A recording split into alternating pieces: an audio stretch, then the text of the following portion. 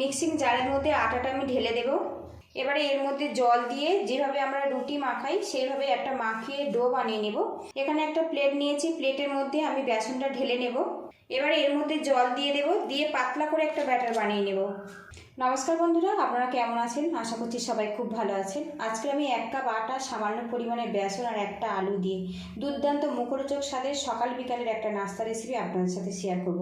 পুরো ভিডিওটি দেখার অনুরোধ করছি, আশা রাখছি খুব ভালো লাগবে। আজকে রেসিপির জন্য এখানে দেখুন 1 কাপ পরিমাণে গমের আটা নিয়েছি।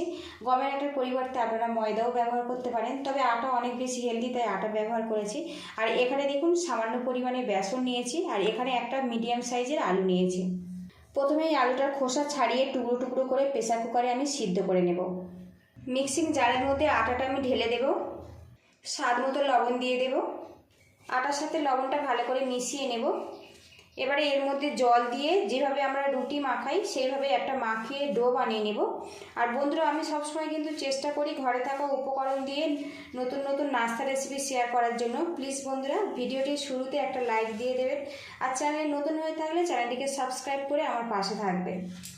ভালো করে মাখিয়ে নিয়েছি, হাত দিয়ে কিছুক্ষণ মাখিয়ে নেব। আর বন্ধুরা, এখনকার বাচ্চারা রুটি তরকারি কোনো মতেই খেতে চায় না। আজকের আমি রুটি তরকারির উপকরণে একদম নতুন স্বাদের এই রেসিপিটা শেয়ার করছি। যদি ভালো লাগে তো বাড়িতে এইভাবে ট্রাই করতে পারেন, আশা রাখছি খুব ভালো লাগবে। আটাটা মাখানো আমার রেডি হয়ে গেছে, এটা এইভাবে রেখে দেব। এখানে একটা প্লেট নিয়েছি, প্লেটের মধ্যে আমি বেসনটা ঢেলে নেব, স্বাদ মতো লবণ দিয়ে দেব। এবারে এখানে দেখুন বন্ধুরা, ভাজা মশলার গুঁড়ো নিয়েছি, এর মধ্যে জিরে, ধনে, মৌরি আর গোটা গরম মশলা দিয়ে ভেজে গুঁড়ো করে নিয়েছি, সেটার মধ্যে অল্প একটু দিয়ে দেব। সামান্য পরিমাণে চিলি ফ্লেক্স দেব, সামান্য ধনেপাতা কুচি দেব, দিয়ে দেবো সামান্য পরিমাণে পেঁয়াজ কুচি। এবারে এর মধ্যে জল দিয়ে দেব, দিয়ে পাতলা করে একটা ব্যাটার বানিয়ে নেব। এদিকে দেখুন বন্ধুরা, বেসনটা কিন্তু পাতলা করে গুলে নিয়েছি, এইভাবে রেডি করে নিতে হবে। আর একটু খেয়াল রাখতে হবে বেসনের কোনো রকম দলা না থাকে। এদিকে দেখুন মিশ্রণটা কিন্তু আমার রেডি হয়ে গেছে। এখানে দেখুন বন্ধুরা, যে আলুটা সিদ্ধ করে নিয়েছি ঠান্ডা করে ম্যাশ করে নিয়েছি, এর মধ্যে দিয়ে দেবো কিছুটা বাদাম কুচি। এবারে এর মধ্যে দিয়ে দেবো পেঁয়াজ কুচি। আপনারা যতটা আলুর পুর বানাবেন সেই মতো কিন্তু মশলাটা ব্যবহার করতে হবে। দিয়ে দেবো ধনেপাতা কুচি। এবার এর মধ্যে দিয়ে দেবো কাঁচা লঙ্কা কুচি, ঝালটা আপনারা স্বাদ মতো দেবেন। এর মধ্যে দিয়ে দেবো ভাজা মশলার গুঁড়ো।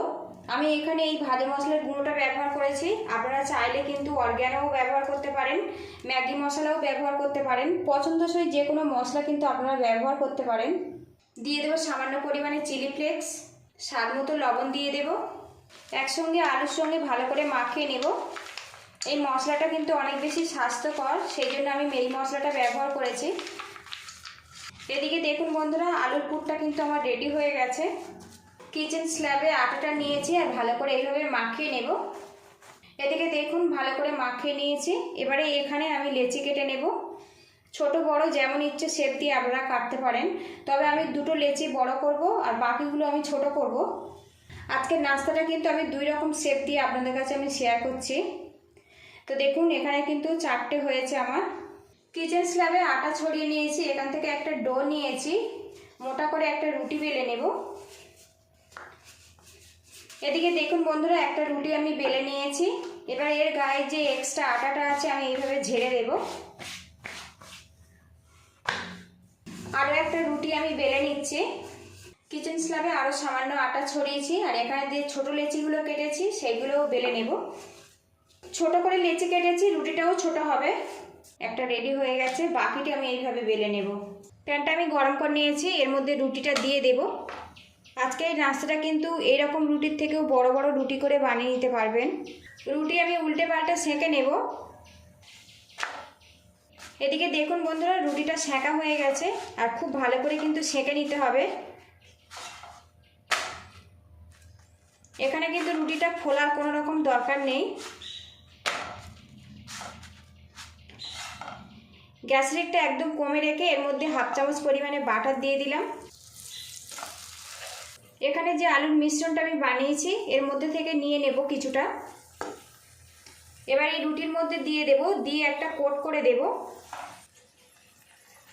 পাতলা করে কোট করে দেব, আর এইভাবে সমান করে দেব।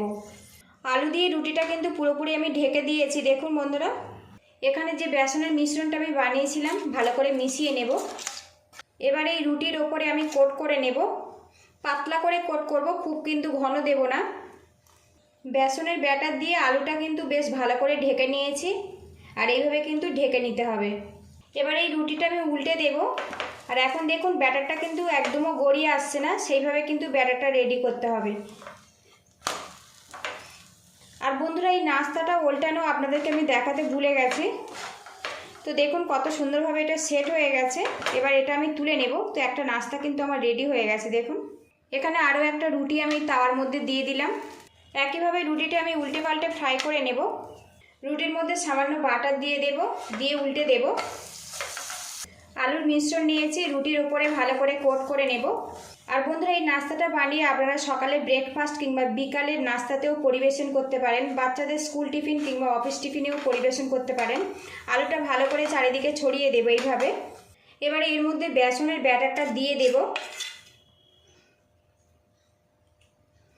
আর এই বেসনের ব্যাটারটা কিন্তু একদম পাতলা করে দিতে হবে, তবে খেতে ভালো লাগবে। খুব বেশি দিলে কিন্তু বেসন বেসন ফ্লেভার চলে আসবে, খেতে ভালো লাগবে না। আর বন্ধুরা এখানে আমি একটা ছোট আর একটা বড় করে বানিয়েছি, যেটা আপনাদের সুবিধে সেইভাবে বানিয়ে নেবেন। এটা আমি উল্টে দেব।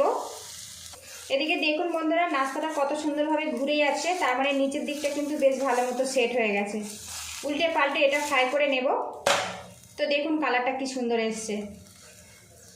পুরোপুরি ভেজে তারপরে আপনাদের সঙ্গে আমি দেখা করছি। এখানে দেখুন বন্ধুরা নাস্তাটা নিয়েছে, আর এখন লুকিংটা দেখুন। ওপরের পোর্শনটা দেখে মনে হচ্ছে যেন ডিমের অমলেট। এবারে এখানে দেখুন মিষ্টি চাটনি নিয়েছে, নাস্তার ওপরে আমি দিয়ে দেব। আপনারা চাইলে টমেটো কেচাপও ব্যবহার করতে পারেন। মিষ্টি চাটনি দিয়ে ভালো করে কোট করে নিয়েছি। এবারে এখানে দেখুন সরু ঝুরি ভাজা নিয়েছি, এর ওপরে ভালো করে আমি কোট করে নেব। আপনারা পছন্দ করলে চিজও ব্যবহার করতে পারেন। আমি এখানে ঝুরি ভাজা দিয়ে পরিবেশন করব।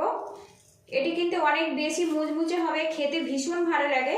আর বন্ধুরা আজকের রেসিপিটা যদি ভালো লাগে প্লিজ বন্ধুরা লাইক শেয়ার সাবস্ক্রাইব করে আমাকে একটু সাপোর্ট করবেন। আর রেসিপিটা ভালো লাগলে অনেক অনেক শেয়ার করে দেওয়ার অনুরোধ করছি। তো বন্ধুরা যারা রাটা রুটি খেতে একটুও পছন্দ করেন না, এইভাবে কিন্তু একবার নাস্তাটা বানিয়ে দেখতে পারেন। এটা খুবই ডিলিশিয়াস, আর সামান্য উপকরণ দিয়ে কিন্তু রেডি হয়ে যায়। খুব বেশি তেল বা মশলার প্রয়োজন হয় না। এখানে দেখুন ছুরি নিয়েছি, টুকরো করে নেব। আবারও এইভাবে কেটে নেব।